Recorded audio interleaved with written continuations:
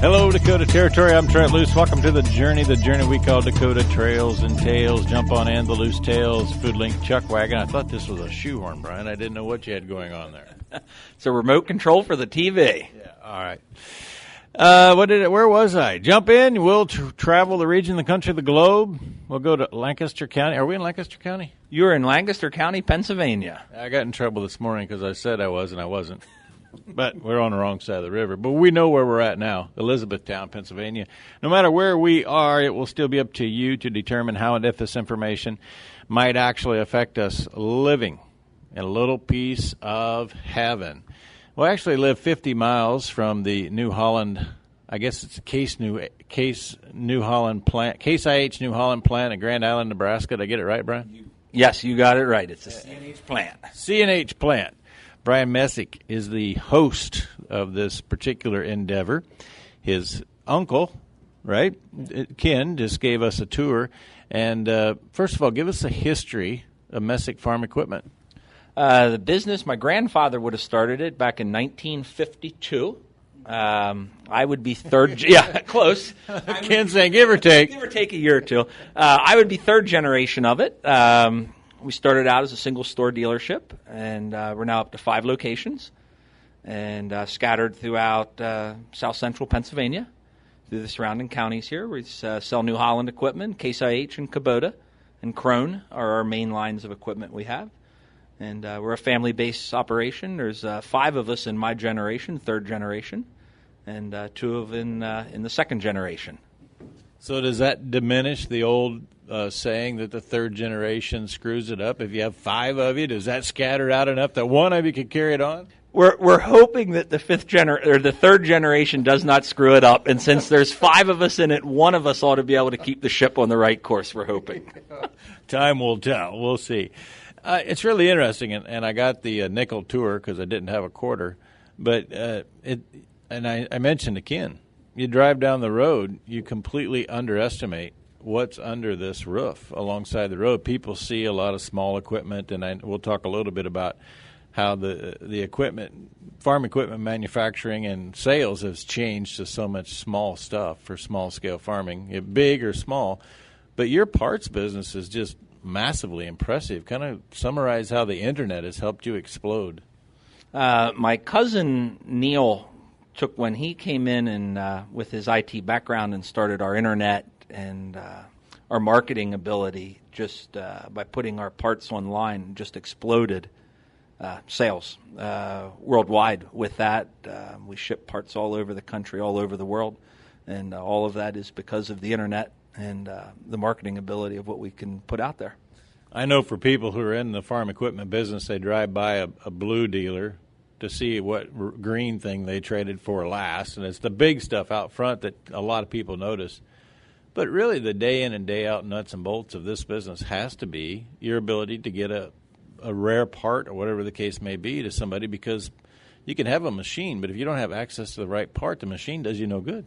That's true, and we represent so many lines, over a couple hundred lines of equipment that we service with parts, and that is one thing that I hear from customers over and over about how I called your parts department and they found me the right part. They went above and beyond, and they found that rare part for that piece of equipment that nobody else wants to, versus our competitors where they'll call in and say, oh, well, that's not a main line, we don't deal with it. And that's what really has made the parts business work.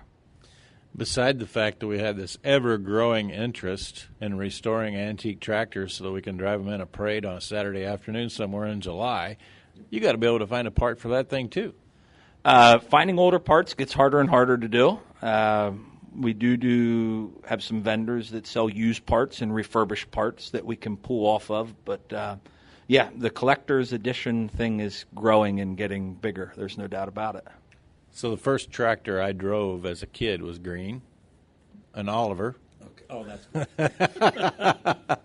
I still own that 1755. I've not run it for a while.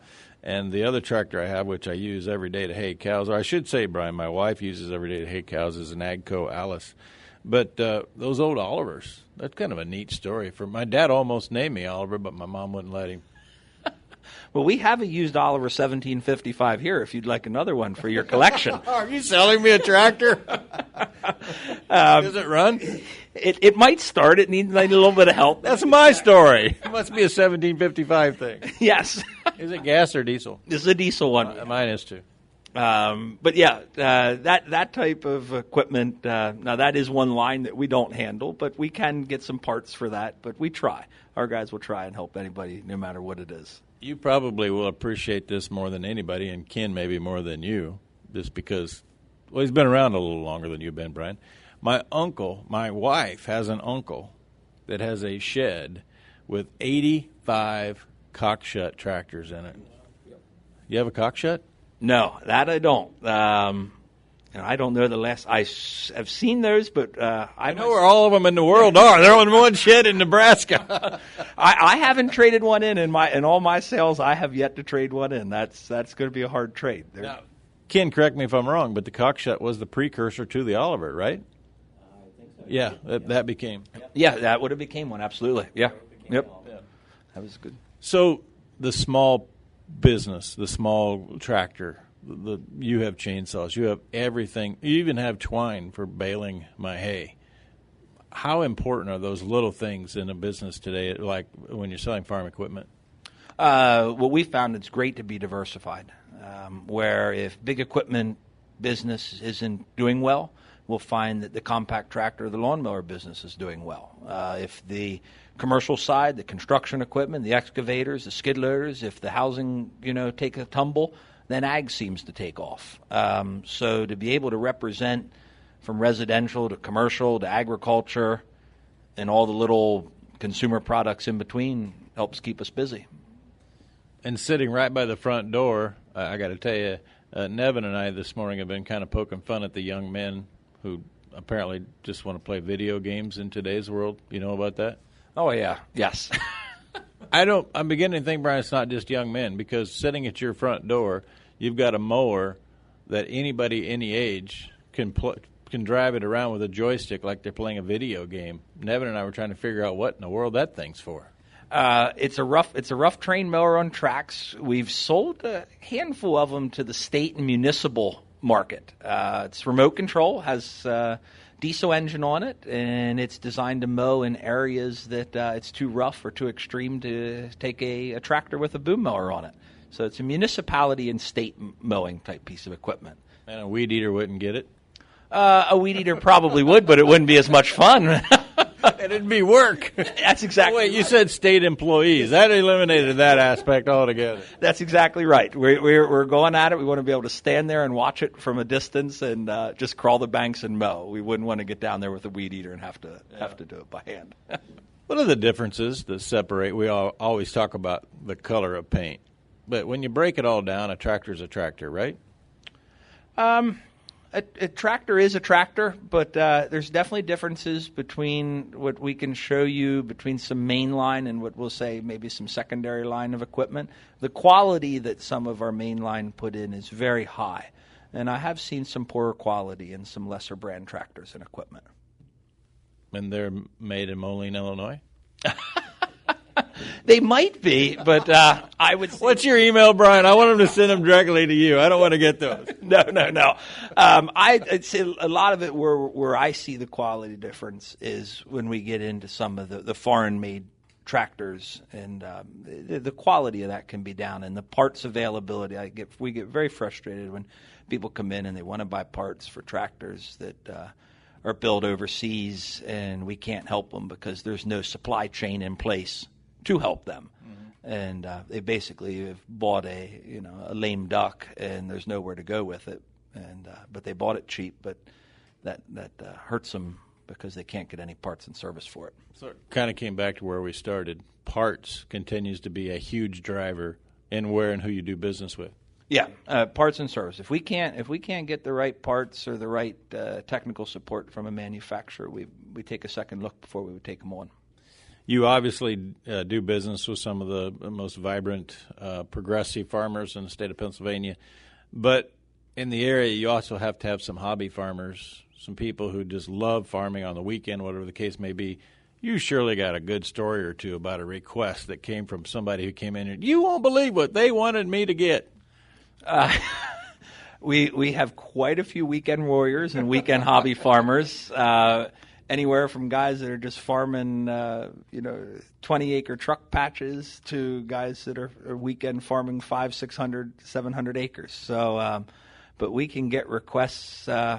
Probably my favorite request, and I get it at least half a dozen times a year, is somebody will come in and they'll ask me to put a hay dryer on their baler.